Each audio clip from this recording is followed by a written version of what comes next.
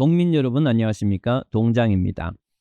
저번 영상에 이어서 1952년 9월 사상 창간호에 실려있던 20세기 문예사조라는 글을 소개시켜 드리고 있습니다. 이 20세기 문예사조라는 글은 크게 세 부분으로 되어 있는데요. 하나는 19세기에서 20세기로 넘어가면서 세계관이 어떻게 변화됐나에 대해서 적어놓고 있고요. 그 부분에 대해서는 저번 영상에서 설명을 드렸습니다. 그 다음으로 1920년대의 문예사조를 설명하면서 제임스 조이스라는 분이 저술한 율리시스를 사례로 들면서 20세기 특히 1920년의 문예사조를 설명하고 있는데요. 이 부분이 이번 영상에서 설명드릴 내용입니다.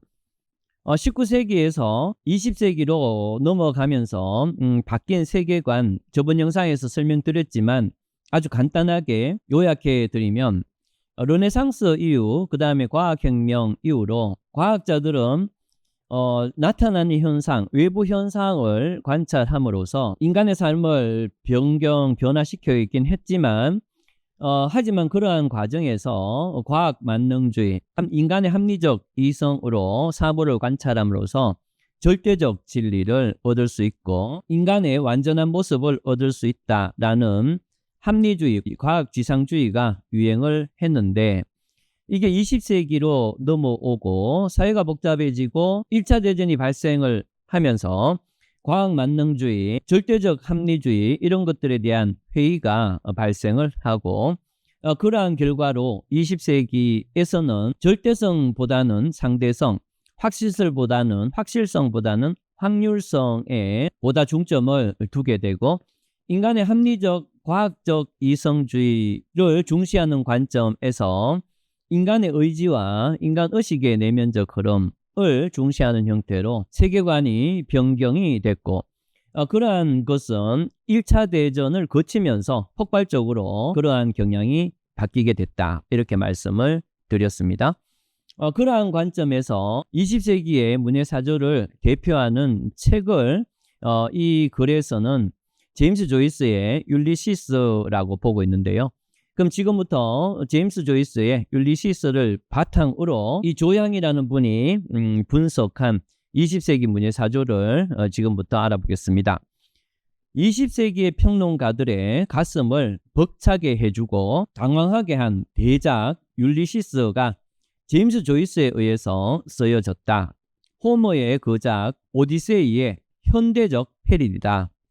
그는 확실히 20세기가 가지지 못했던 새로운 소설의 형태를 창조했다. 20세기적 리얼리즘, 심볼리즘, 이태리의 미래파의 자유론에서 볼 수 있는 음향주의, 아폴리니에르와 같은 다다이즘, 또 서리얼리즘적인 혹은 표현파적인 여러 가지 수법의 일대 교향곡으로서 극단적으로 비대해진 센슈얼리즘의 붕괴를 고전 오디세이의 에피소드의 골격을 빌려다가 지탱을 했다. 이렇게 보고 있습니다. 다시 말하면 19세기까지는 과학주의, 합리주의가 유행을 했는데 이 과학주의, 합리주의가 유행을 하게 되면요. 이 우주와 인간의 진리를 거의 이제 하나의 관점에서 주로 접근을 많이 하게 됩니다.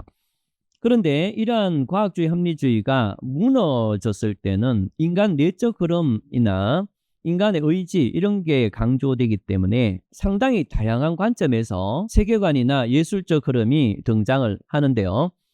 이 사람은 이 율리시스라는 책이 20세기가 들면서 다양하게 등장했던 수많은 관점을 모아둔 종합 교양곡이다. 이렇게 극찬을 하고 있습니다. 계속 보면요.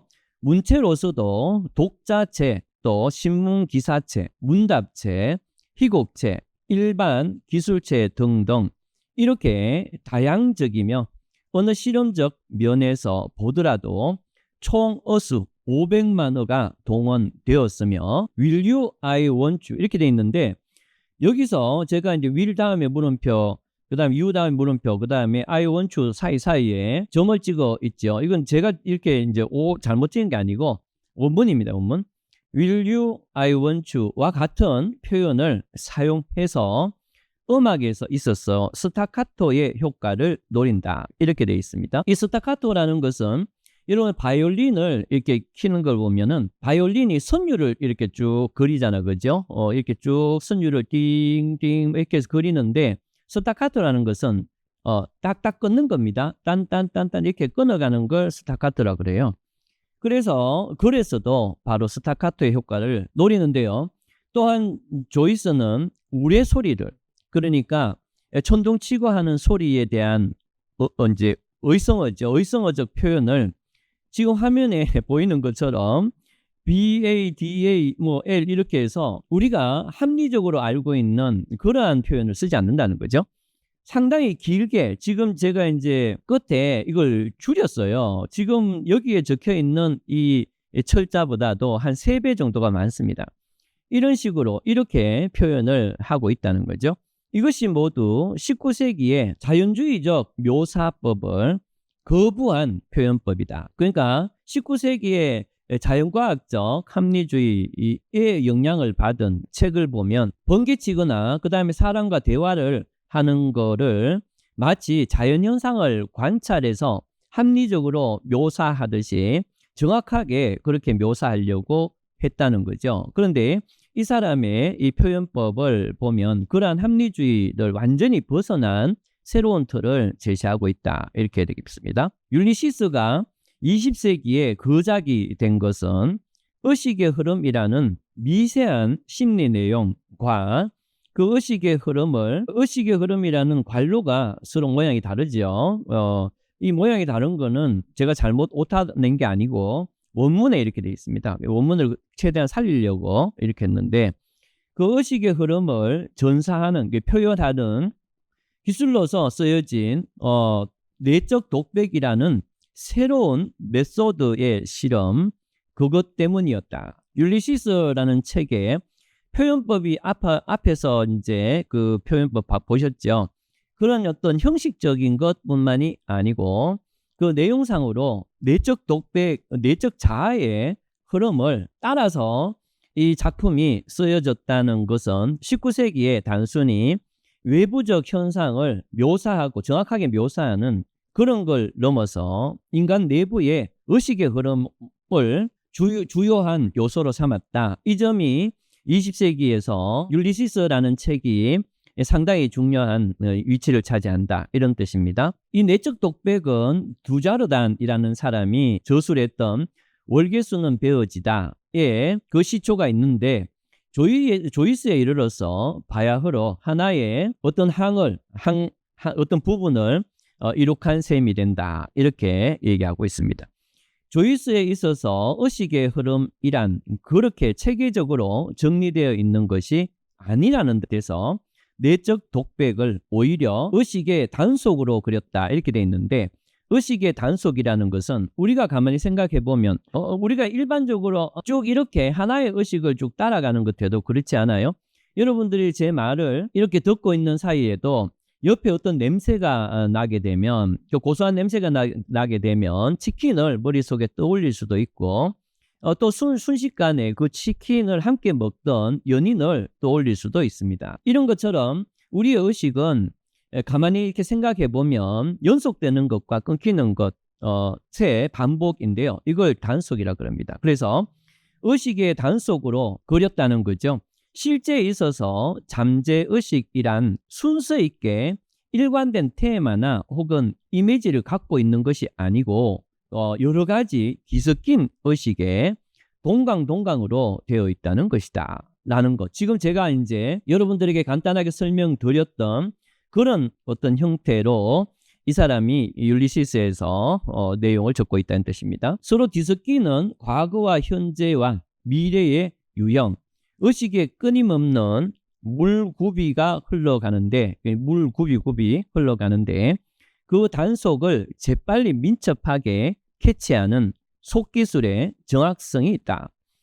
이상이라는 것은 이제 이상적인 것 뜻이 아니고 우리 1930년대 20년대에 계셨던 이상이란 작가분 있죠. 이 이상의 내리다지 줄글이 이 근방에서 유입된 것이다. 이렇게 얘기하고 있습니다. 의식의 흐름이란 옛날에 문학에도 이미 있었으나 그것을 독백이라는 가장 직접적인 표현법에 의하여 했다는 데에서 새로운 익스페리멘트, 새로운 어떤 실험이 있었다. 이렇게 얘기하고 있습니다. 그 다음에 계속되는데요.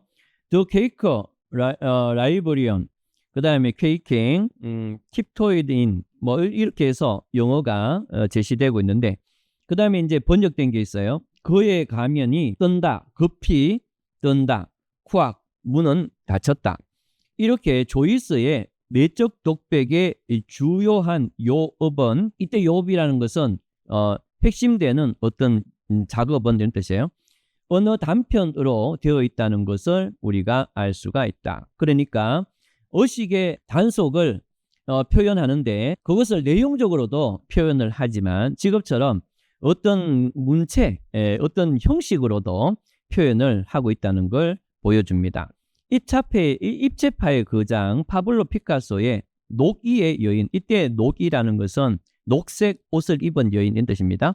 같은 것을 보더라도 밝게 알 수 있듯이 다른 가면에서 본 바를 동시에 구성하여 이중상의 방법을 씀으로써 격렬한 심리적 초상화를 그려놓았다. 쉽게 말하면 여인의 정면상 위에 프로파일이 겹치어서 그려져 있다. 이 말은 이런 겁니다.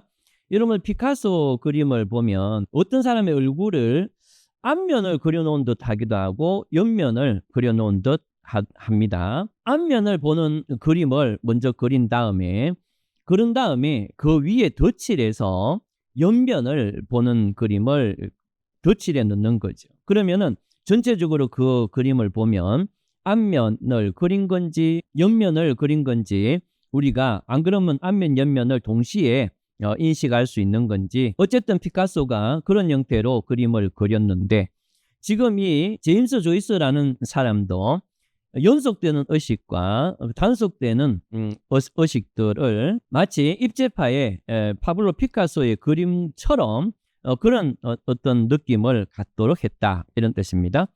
율리시스 이후에 조이스 작품은 실미적으로, 이때 실미적이라는 것은 실제 미적으로인 뜻입니다. 실제 미적인 개념에서 가치이기보다는 언어적인 가치가 되고 또 언로에 의한 경험의 새로운 영역의 확대, 그것이 있다 이렇게 얘기하고 있습니다. 지금까지 1920년대의 문예 사조에 대해서 제임스 조이스가 적었던 율리시스를 가지고 여러분들에게 설명을 드렸는데요. 이제부터는 마르셀 프로스트라는 사람이 적은 잃어버린 시간을 찾아서를 가지고 20세기 초반 1920년대의 문예사조를 소개합니다.